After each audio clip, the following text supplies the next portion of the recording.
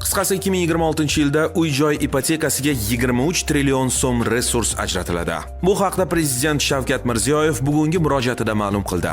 Yurtboshimizning so'zlariga ko'ra, aholining uy-joy bilan ta'minlanish masalasi kechiktirib bo'lmaydigan ijtimoiy vazifadir. 2026-yilda bu yo'nalishda amalga oshiriladigan ishlar bilan tanishing. Aholi ehtiyojidan kelib chiqib, uy-joy ipotekasiga 23 trillion so'm resurs ajratilishi, uy-joy sotib olishda boshlang'ich to'lov va foiz to'lovlarini bir qismini qoplash uchun byudjetdan 2 trillion 700 milliard so'm subsidiya berilishi, bitta kvartira uchun ajratiladigan imtiyozli ipoteka krediti miqdori 15% ga oshirilishi ko'zda tutilgan. Hozirgi kunda Toshkent shahrida 420 million so'm bo'lsa, boshqa hududlarda 330 million so'm etib belgilangan. Demak, mana shu ko'rsatkich ham oshiriladi. Iste'mol tovarlari talabini qondirish uchun 125 trillion so'mlik iste'mol kreditlari ajratilishi, 2026-yilda qurilish ishlari hajmini 15% ga ko'paytirib 30 milliard dollarga yetkazish ham rejalashtirilgan. Bu ishlar iqtisodiyotga ham ta'sir qilmasdan qolmaydi. Qurilish materiallari, uy tekstili, elektrotexnika, mebelsozlik kabi tarmoqlar ushbu obyektlar